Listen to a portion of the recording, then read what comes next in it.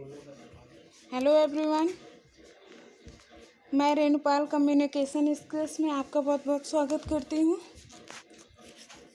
बच्चों, हम लोगों का लगभग सारे टॉपिक्स तो कवर हो चुके हैं, कुछ बचा है नहीं। लेकिन मैं सोच रही थी कि आप लोगों का जो इम्पोर्टेंट है, जो बहुत ज़्यादा इम्पोर्टेंट है लेटर में, क्यों ना उसको रिपीट कर दें। तो इसीलिए आज के वीडियो में मैंने वही आपका कंप्लेंट लेटर, जो कि बहुत ही इम्पॉर्टेंट है आप सबके लिए, उसी को आज के वीडियो में मैंने लिया है। इसको अच्छे से आप लोग समझ लीजिए और उसको तैयार करने का प्रयास करिएगा, ठीक है। चलिए आइए देखते हैं हम लोग अपना topic, complaint letter.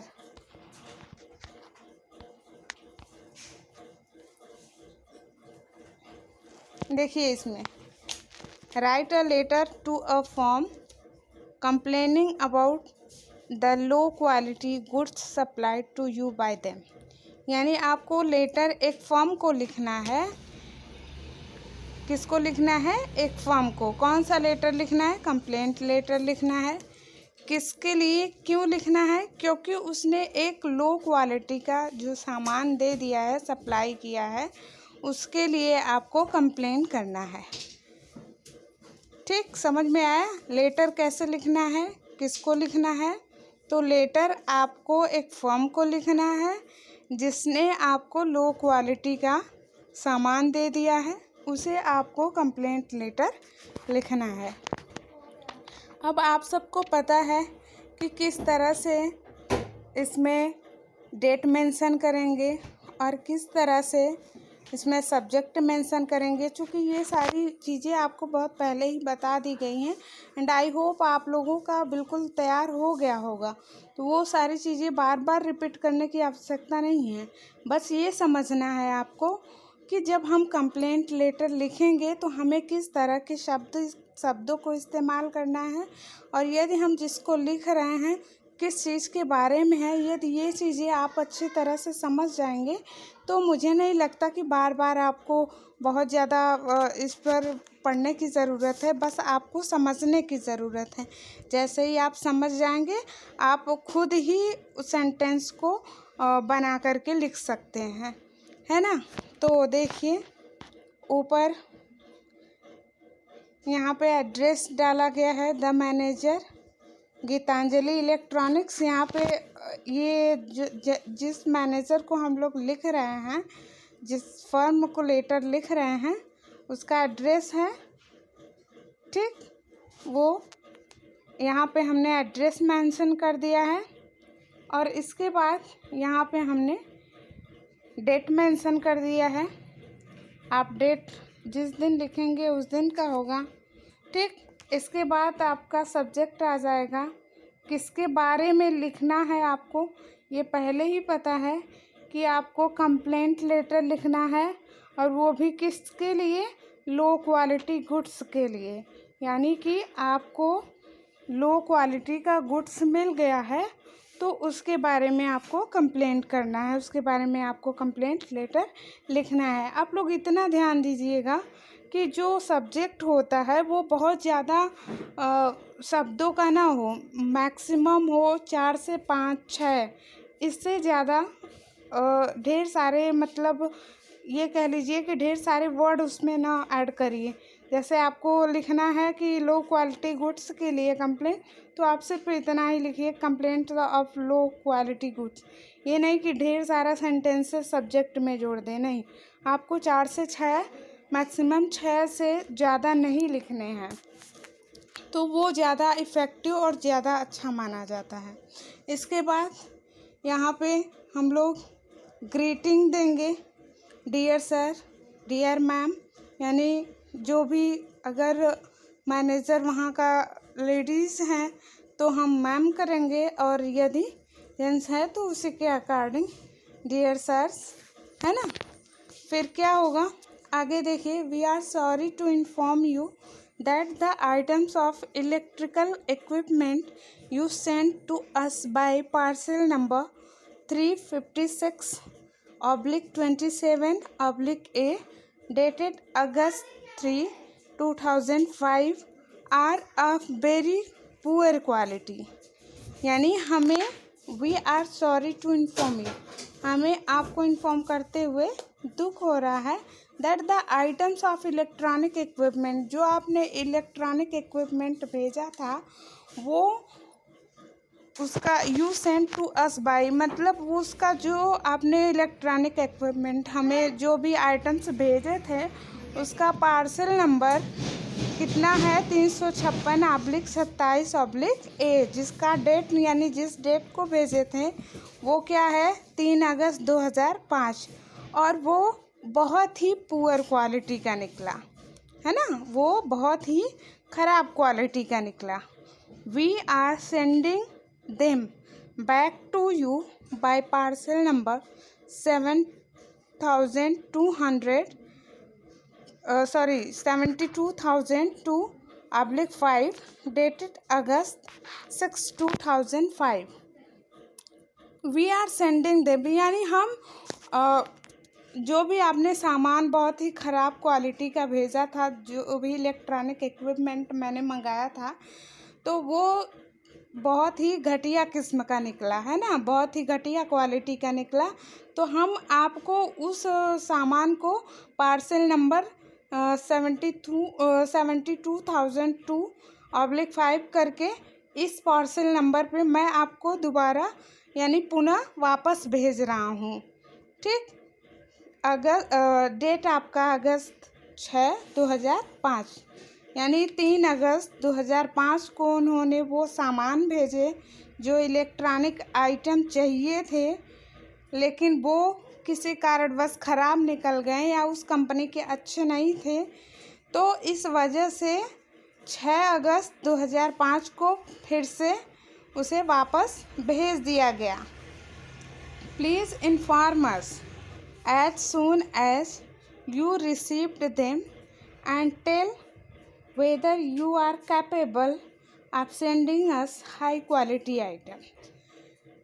Please inform us as soon as, it means क्या हो जाएगा कि प्लीज़ इन्फॉर्म, यानी अब आप हमें इन्फॉर्म करिए, सूचित करिए जैसे ही आपको वो रिसीव हो, यानी कि जैसे ही ये रिसीव आपको हो रहा है, जो मैंने सामान आपको भेजे हैं वापस, जैसे ही आपको रिसीव हो रहा है तो हमें इन्फॉर्म करिए इसके लिए, और बताइए कि आप फिर से अच्छे क्वालिटी का जो आइटम्स हैं वो कब भेजेंगे, यानी उसके लिए भी आप ये बता दीजिए कि कब तक आप वो अच्छे क्वालिटी के जो सामान है, जो इलेक्ट्रॉनिक इक्विपमेंट्स हैं वो कब तक भेज देंगे। वेटिंग फॉर अर्ली रिप्लाई, यानी मैं जल्द ही उत्तर के लिए इंतज़ार कर रहा हूँ, यानी मुझे आशा है कि आप जल्द ही उत्तर देंगे। योर फेथफुली सोहन विश्वास मैनेजर, आपका विश्वासपूर्ण सोहन विश्वास मैनेजर। ठीक, तो समझ में आया बच्चों?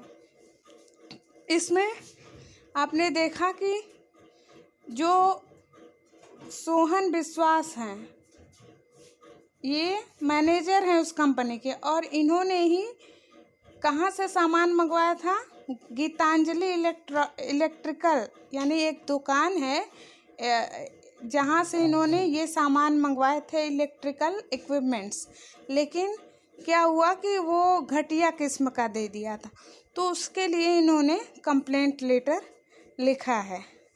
ठीक, आई होप आपको ये समझ में आ गया होगा। आइए एक और लेटर देख लेते हैं, कंप्लेंट लेटर का ही। इसमें क्या है देखिए, write a letter to Messrs Dev Anand and sons complaining of supply of the articles of Navrang company while you placed the order for the supply of articles of Ranjan company. State clearly that no payment will be made for the supply if the error is not rectified within a month। अब देखिए, इसमें एक letter लिखना है, किसको, mister Dev आनंद और उनके sons को, ये कंपनी का नाम है। ठीक, कंप्लेनिंग ऑफ सप्लाई यानी किसके लिए कंप्लेन करना है, उन्होंने सप्लाई ऑफ द आर्टिकल यानी कि कुछ आर्टिकल का सप्लाई किया था जो कि नवरंग कंपनी का है। While you placed the order for the supply, जबकि आपने जो ऑर्डर किया था किसके सप्लाई के लिए, वो आर्टिकल रांझड़ कंपनी का आपने डिमांड किया था कि हमें रांझड़ कंपनी का ही सामान चाहिए, हमें रांझड़ कंपनी का ही आर्टिकल चाहिए, लेकिन उन्होंने उसके स्थान पे नवरंग कंपनी का भेज दिया। तो आपको कंप्लेंट करना है कि यदि आप इसको वापस नहीं लेते हैं यानी इस गलती को नहीं मानते हैं तो हम आपको पेमेंट इसके लिए नहीं करेंगे, हम आपको 1 महीने का समय देते हैं। ठीक, इसके बारे में आपको लेटर लिखना है। तो आइए देखते हैं किस तरह से लिखना है। अब चूँकि आपको पता है सारी चीज़ें लगभग सेम रहेंगी, डेट आपको जहाँ मेंशन करना है वहाँ पे आपको मेंशन करना ही पड़ेगा। तो इस तरह से यहाँ हमने डेट मेंशन कर दिया और यहाँ पे हमने एड्रेस लिख दिया, किसको, जिसको हमने लेटर हमें लिखना है। तो हमें लिखना किसको है, mister Dev Anand and sons company को, है ना। तो हमने उनका एड्रेस लिख दिया। अब सब्जेक्ट हमारा क्या हो जाएगा, कंप्लेंट ऑफ रॉन्ग सप्लाई यानी गलत सप्लाई के लिए हमें शिकायत करनी है। तो उसके लिए हमने ये सब्जेक्ट चूज कर लिया कि कंप्लेंट ऑफ रॉन्ग सप्लाई। अब आइए देखते हैं, हमने यहाँ पे देखिए, यहाँ पे रिस्पेक्टेड सर, रिस्पेक्टेड मैम या डियर सर, कुछ भी किसके अकॉर्डिंग आपको वहाँ पे मैनेजर जो भी हो उसके अकॉर्डिंग यहाँ पे ग्रीटिंग करना है ना। इसके बाद आइए देखते हैं क्या है। It is very regretting to inform you that you sent us the articles of Navrang company while we had placed the order for that of Ranjad company. It is very regret to inform you that, मतलब हमें बहुत खेद हो रहा है आपको inform करते हुए, आपको सूचित करते हुए कि हमने जो आर्टिकल मांगा था, हमने जो आर्टिकल रांझड़ कंपनी का मांगा था, आपने उसके स्थान पे कौन सा दे दिया है, नवरंग कंपनी का। तो we did not like the articles, हमें ये आर्टिकल बिल्कुल पसंद नहीं है। Kindly exchange the articles within a week, otherwise we shall be unable to make the payments. तो काइंडली एक्सचेंज इट मीन्स यहाँ पे विनम्रतापूर्वक कह रहे हैं कि यदि हम विनम्रतापूर्वक कह रहे हैं कि आप इस आर्टिकल को 1 सप्ताह के भीतर चेंज कर दीजिए, अदरवाइज अन्यथा हम पेमेंट नहीं देंगे। The expenditure in the replacement will be yours, और इसके लिए, इस खर्च के लिए आप खुद जिम्मेदार होंगे। We hope an earliest favour, हमें आशा है जल्द ही आप ऐसा करेंगे।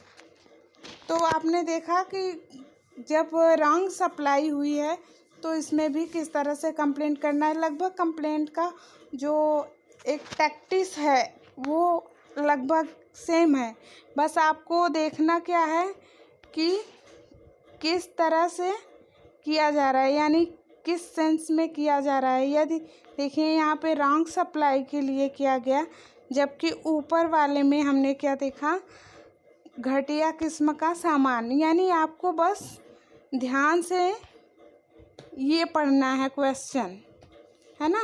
यदि आपने क्वेश्चन को ध्यान से पढ़ लिया तो आप आसानी से इसको कर पाओगे। तो इसको बहुत ही पहले ध्यान से पढ़ने की कोशिश करना और समझना, इसके बाद ही उसको सॉल्व करने की कोशिश करना। ये बहुत ही इम्पॉर्टेंट है, इसलिए मैंने दोबारा रिपीट किया है।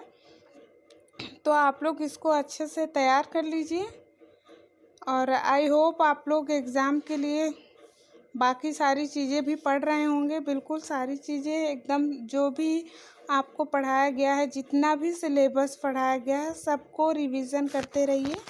अब आपका एग्ज़ाम दूर नहीं है, उसके लिए आप खुद को रेडी रखिए। बहुत बहुत धन्यवाद।